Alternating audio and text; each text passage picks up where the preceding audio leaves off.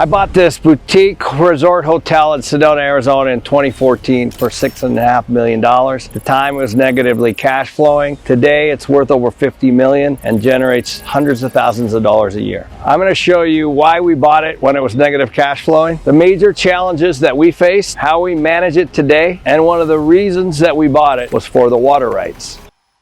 So now we're going to talk about the financial fundamentals of when we bought it and where we took it in the first couple of years, and then after that is where we are now.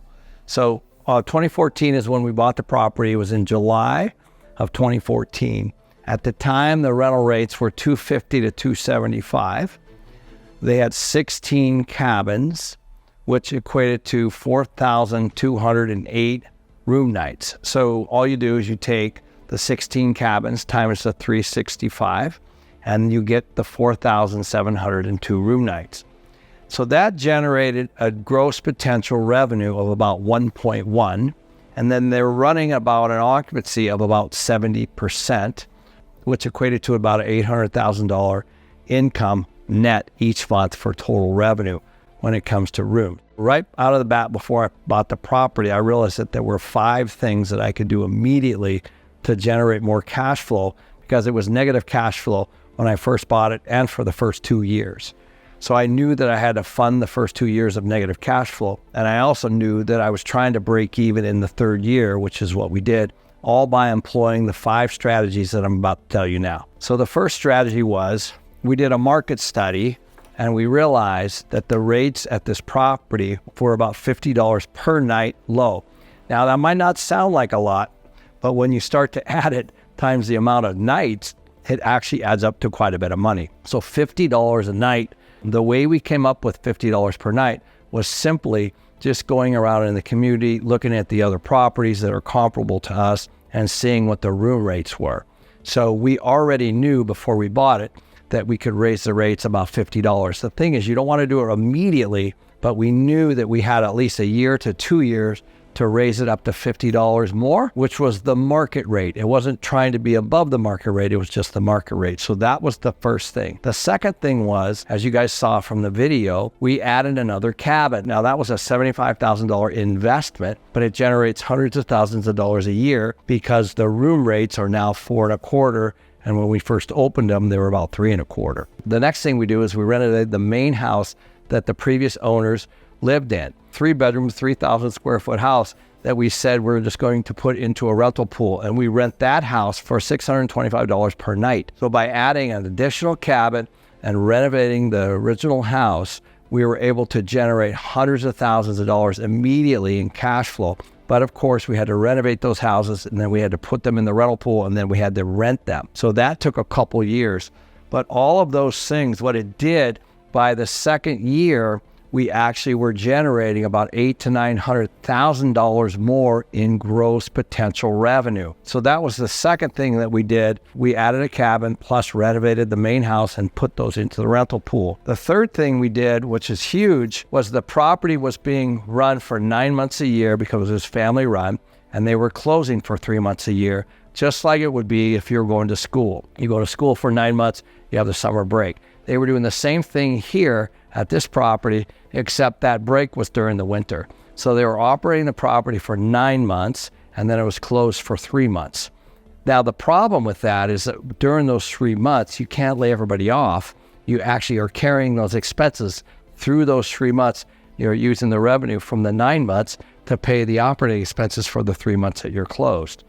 So the next thing that we did is we opened for 12 months. So we increased our total nights from 4,200 to 6,200 just by opening the extra 3 months during the winter. The fifth thing that we did is we increased the occupancy. Now this was through proper marketing and just getting the property online. So one of the things that we realized is that the property had a website, but nobody knew where it was. They weren't associated with any of the hotel sites like booking.com or hotels.com or any of that stuff. So nobody could actually book a hotel room online at all. And so we just took the property and put the whole thing on the internet and marketed properly through proper social media, through YouTube and things like that. And so our occupancies went up because people knew when there were vacancies and we were just properly marketing. So the property is set up with 16 cabins, a main house, and a huge lodge that was built in the early 1900s. The first 2 cabins were reassembled on the property. So when we bought the property, we realized that the rates that they were charging were about $50 low per night. So when we bought the property, there were 2 cabins similar to this cabin. You can see this cabin has no plumbing, no fireplace. It's probably very cold in the winter. It's just a very simple cabin, but it does overlook the creek. The first thing that we did was we added 1 more cabin. So this cabin here cost us about 75 grand, but it produces about $425 per night. So it really has less than a 1-year payback. So the investment was obviously adding 1 more cabin. The payback is the occupancy. So currently on this cabin, we're at about 77% occupancy, which is very good in the hotel business. I'll show you the inside. So once you come out here and take a look at this, this is actually the best part of the creek. So this is Oak Creek in Oak Creek Canyon, which is just north of Sedona. This is the area that everybody wants to visit when they come to Sedona. And this property used to be called Garland's Lodge for 42 years. And before that, it was called Todd's Lodge for another 50. So I've owned this property for about 10 years, and it had tremendous potential when we bought it.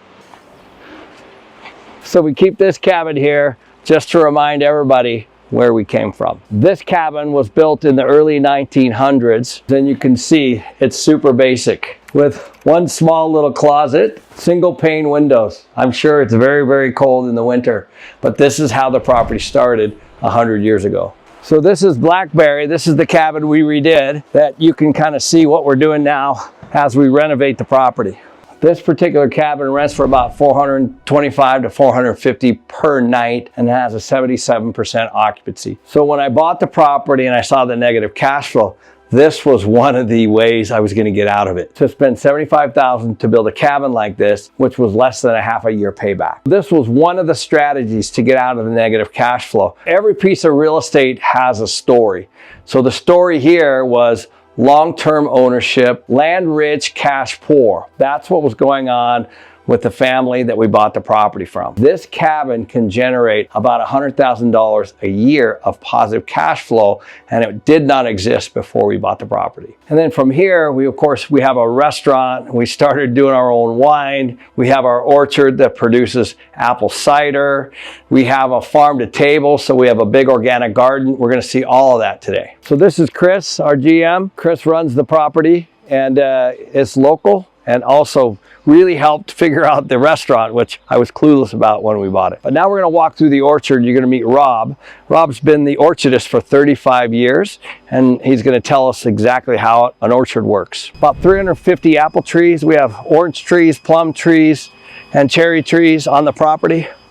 And we harvest them every year, and we make our own apple cider. And I'm going to show you the cider room. We have an old school apple press. We don't use any pesticides or anything because we actually eat the apples, press the apples, and use them for the restaurant. Even the restaurant has a couple chefs. The chef on a property like this needs to be top notch, among the best in the country, because people come here and they pay top rates between $400 and $500 a night, and they expect the room to be amazing and the food to be amazing. It's a whole different mindset trying to find a general manager to run a boutique resort and a chef that wants to move all the way from New York to live in Sedona at a boutique resort. So this is our chicken coop. We have farm to table here, and these are our chickens. They're all named, and we have lots of eggs for the guests each and every day. They're inside right now. Come on, Josh. These are our chickens. I bought the place because, first of all, there's nothing ever for sale in Oak Creek Canyon. Like, it's very hard to find property in Sedona, especially Oak Creek Canyon. So what happened was I got a business plan just like I normally would from all the brokers. You get these, and I got this one. And I threw it in my car, and my son Kyle was learning how to drive. Has his permit. So I said, come on, let's drive to Sedona for the day, because it's about an hour. When we got up to Slide Rock State Park, which is right next to us, I said, let's go take a look at the property next door. Fell in love with the property while I got here, and I said, how can I buy this thing? So now we're heading into the apple pressing cider house for Orchard Canyon. This is where we sort the apples, polish the apples, and then they go into these freezers and these refrigerators here. Each year, we do enough cider for the restaurant to last all year, because the actual harvesting of the apples only lasts a couple months. About 3,000 gallons a year that we do, and then we use this for the restaurant. And so this apple cider is over the top. It's the best you'll ever try. In here is the pressing room. When it's all set up, it runs the apples through the masher, and then all the juice comes out through this system. This is where all the cider is made. This is all non-pasteurized. So we recycle everything. Do between 150 and 200 gallons in a day. We use a lot for the restaurant, so that's why we freeze a bunch and then we sell the rest. Yeah, so this is our sorting table. Why don't you talk about the history of the orchard? Many of the trees are over 100 years old from the original planting. So we're harvesting basically early September through October. Yeah. So this is Mary and Gary Garland. We actually rent it. So that's why we've got some stuff in here. It's a full house, full 3-bedroom house. So we rent this for how much, Chris? $650 a night, which does not include the food. So this was another way that we increased the profitability of the property. You can imagine just adding the first property that you saw, Blackberry, and now you add this at $650 a night. Just those two things basically covered my negative. That was my plan before I bought it, is I just had to renovate this house and put it into service and then add another one. Before you say, oh, this is great, I'm gonna go buy myself a boutique hotel, you need to understand there's so many variables. Obviously labor and people being number one. It's a lot of times these are low cost jobs. So, think of restaurant help, maintenance, and those kinds of things. And so by the time, and in an area like this, it's expensive, they can't really rent. You have all those kinds of things. And then right now we have really rising food costs. We have rising utility costs. We have rising insurance costs. We have rising property taxes and all those kinds of things. So inflation's hitting lots of things, and it always has, but in the last few years, it's really hit. And then during the pandemic, we were closed. All of those things are things to consider before you jump in. As you guys know, I'm a multifamily guy, and we were doing a 1031 out of a multifamily deal into this property. So this is a very different kind of property, and our learning curve was like this. So we had to hire people like Rob and Chris to be able to help us understand how to run this place. Not to mention the fact that we put about $1 million of cash into the property in the first 2 years for capital maintenance work. We bought it for 6.5, but we actually put about another $1 million into it. So our basis is about 7.5. When I bought this place, I brought my kids up to meet Gary Garland, who we bought it from, and I said, kids, what's the #1 rule of this property? And they said, never sell it, never sell it. I mean, just take a look at this place. Why would you ever want to sell this thing, right? You would never own anything like this again, because the Garlands owned it for 42 years, and the Todds owned it for 50. This property came with water rights. So we have 3 permits that predate Arizona. So the property was homesteaded in the late 1800s. Arizona became a state, I think, in 1912. So this property predated it. So one of the reasons we bought it was for the water rights. So all the water that you see irrigating all the lawns and everything that you're seeing out here is all our own property water. There's a ditch up top that was dug out in the late 1800s that still exists today, where all the water comes in and it all feeds down through the property, including the drinking water.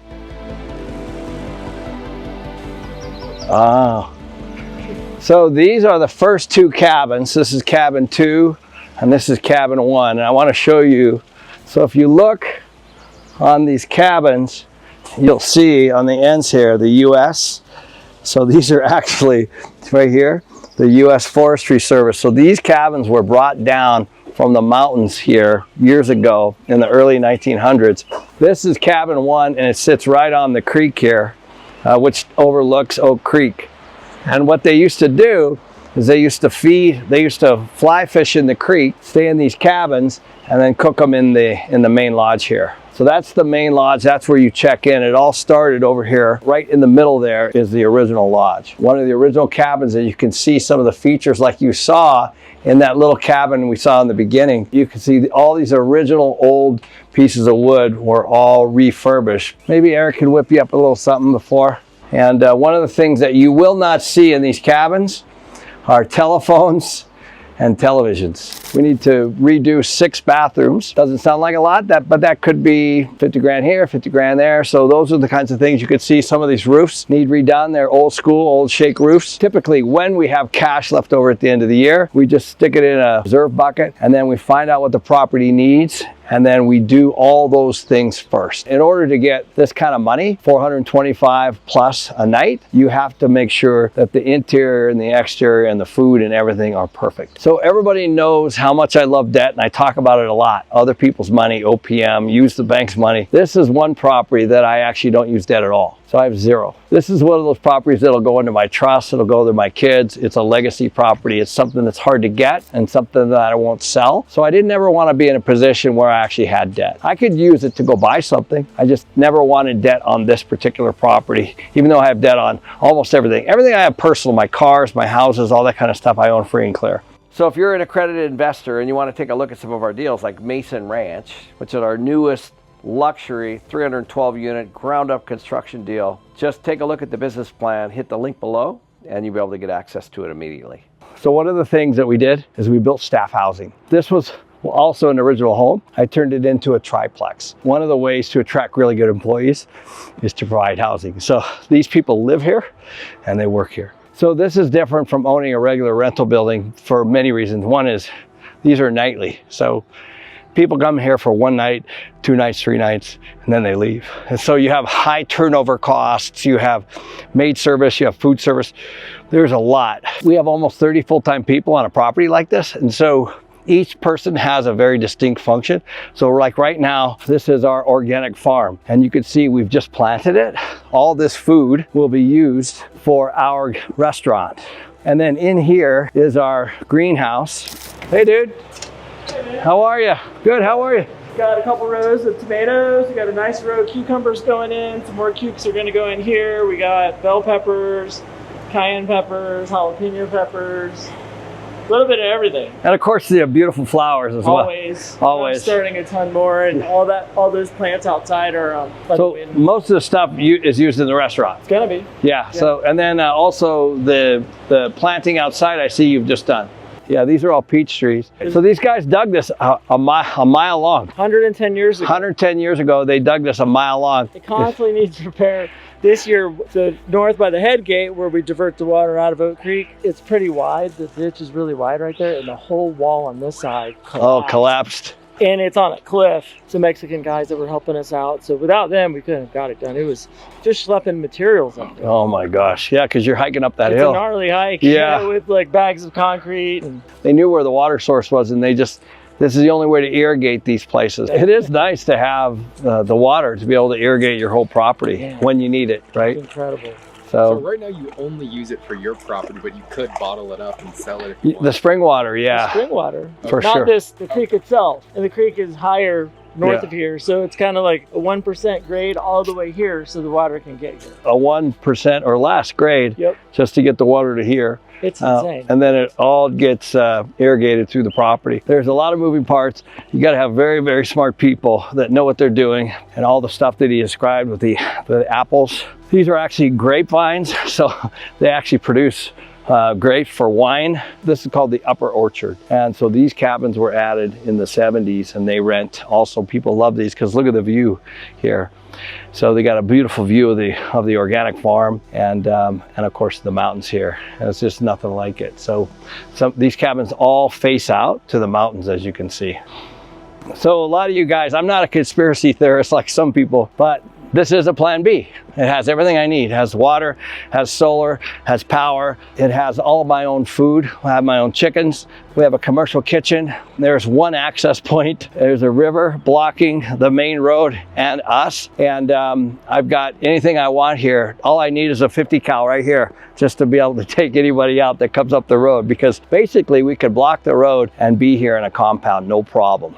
If all hell breaks loose, I could literally shut down this resort and just come here with friends and family and be fine. Because there's fish in the river, there's plenty of food here on the property, as you guys already saw. It's essentially all you need. So one of the hardest parts about this resort was the food and beverage, and that's where this guy came in. So Chris is one of the associate professors at Northern Arizona University, and he teaches food and beverage up at the school. He also had a lot of experience running restaurants and country clubs and things like that. So when he came here, he really helped me understand how much food waste we had in the restaurant, right? I think that's a lot of it. It was but the model itself and staffing. As you know, over the years, wages have gone up. Food, you said earlier, food cost has gone up. Finding that the right menu, the right staffing, and really running it as a business. So when we started, we had a 4-course meal, and the menu changed every night. And so Chris came in and immediately saw that, okay,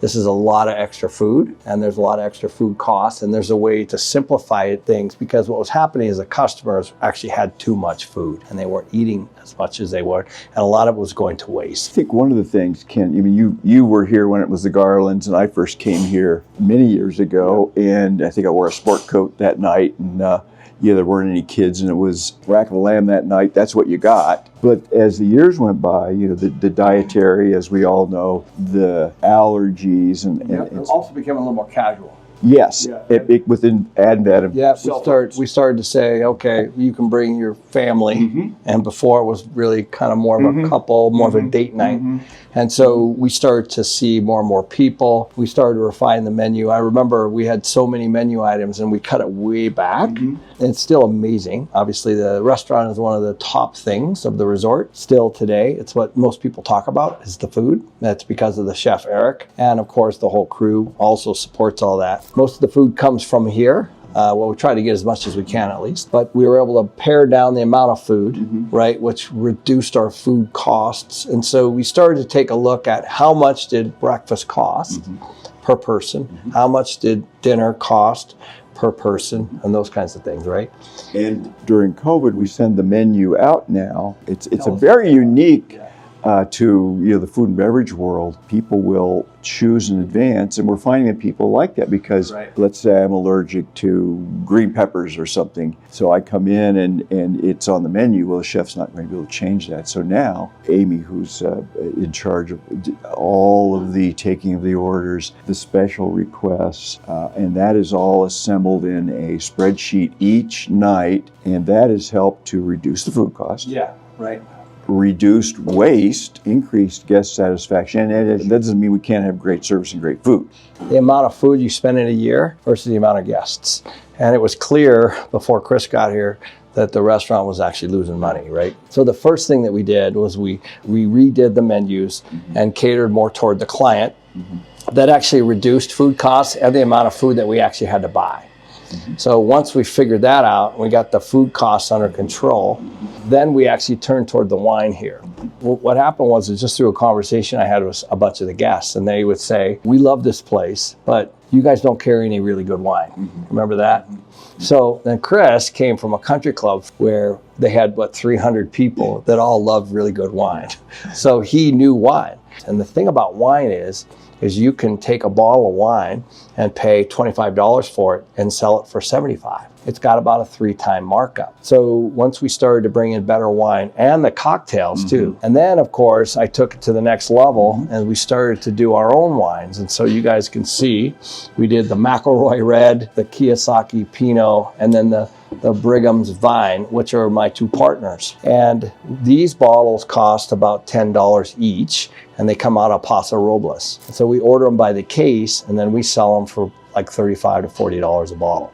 Imagine if people just order 10 or 15 or 20 bottles a night for the whole restaurant, then all of a sudden it turns into a very profitable evening. And then we have them in the rooms so they can actually get them there, they can bring them back. And so the wine sales and the liquor sales generate hundreds of thousands of dollars a year, whereas before we took over, they had the wine in the back, and if people wanted it, they would come out and just pour them a glass and they would add it to their bill. So there's an upfront cost to obviously to purchase the wine, but then you just basically sell through the inventory and you get all this profit. You basically have a 3 to 4 time markup on most wine. The second was the food and beverage. So the food, the wine, and the third, of course, was the orchard. Now, the orchard loses money. It's such an amazing thing. You can't produce that kind of apple cider and produce all the apples in that orchard without a lot of help. Well, the help doesn't offset the income. Okay, the apple orchard doesn't provide a lot of income, but it's such a huge piece of the resort, you got to keep it.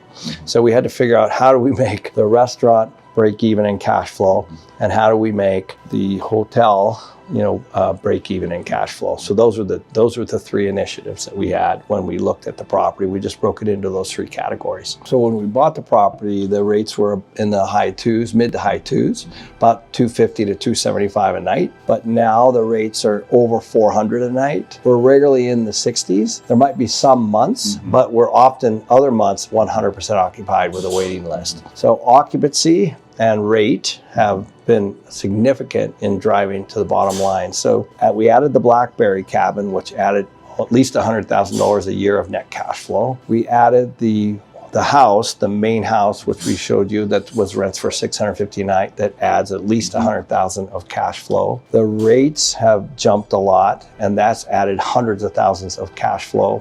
The occupancy has also added hundreds of thousands of cash flow. And then by adding the liquor, that's also added hundreds of thousands of cash flow. And then by just getting the restaurant just slightly profitable and to cover the orchard, we've had offers to buy the water rights, which we've turned down, of course, because water rights are really hard to get anywhere, not just in the state of Arizona. So those are the kinds of things that we've done.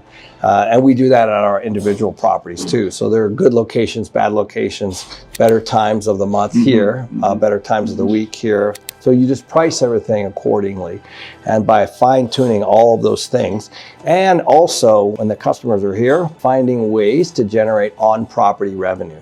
So there's a category of they're already here, and we provide everything that they would need. It would be right here instead of having them leave. Because every time somebody leaves your property, of course, they're spending money somewhere else. Not asking them to spend more, but that could be other things that we offer in our little store, the merch, all those kinds of things that they might want, snacks, food, those kinds of things. So we have all those things available for them. The thing about this area, where there's Sedona and then there's Oak Creek Canyon, which is super protected outside of Sedona. And there's a creek that runs through it. And we're not far from the Grand Canyon. A lot of people stay in Sedona and then go to the Grand Canyon. What happens is, as the state has grown, so has the amount of people that have come to Sedona. That's created all kinds of issues. And all kinds of people are upset because there's lots of traffic. And so in the canyon itself, it's gotten really, really hard to navigate through it. Point is that this property is located right in the heart of it. Anything that happens in this area is irreplaceable. There's just no possible way to find anything like this. You would never redevelop anything like this. The only way to pick up a property like this is to find something that is obviously over 120 years old. So when the Garlands were trying to sell this property, the big companies like the Four Seasons and the Marriott and the Ritz were all looking to buy this property. But the roadblock that they all had was redevelopment, because the town of Sedona does not want any big corporate brands in the Oak Creek area. So when we bought it, we decided just to keep it as is and maintain it the best we can. And now it generates $2.6 million top line at a 75% occupancy. So we're doing about $1.9 million net. Now, of course, this is before the operating costs, and operating costs definitely have gone up during all that period of time. And thankfully, we've been able to grow the revenue enough to be able to cover all the operating expenses. So oddly enough, during this period of time, we're certainly cash flowing quite a bit, but not as much as you would think, because the expenses also have gone up quite a bit during that period of time. But all in all, this has been a huge win. We bought the property for 6.5. We put about another $1 million of deferred maintenance into it. We continue to maintain it. It cash flows like crazy. We put all that money back into the property, and we just make the experience for the customer even better each and every year. So this is a long-term hold. It's in my trust. It's going to be given to my children. I carry no debt on it. And we're really proud about where we've taken this, and I can't wait for the next chapter when we finally tap into other things like how to monetize the orchard better, how to monetize the water rights, which we own. We're going to bottle the water rights and distribute that and sell that. So there's a lot of little things still in the property that we haven't done yet as we focused on just getting property operationally sound. This is a lot like a farm or a covered land play. So what you have here is you have a really expensive farm or a really expensive property that's covered by all the people that come here. So the land itself is well worth over $20 million. This property is irreplaceable because it sits in Oak Creek Canyon, and there's not going to be any more development anytime soon.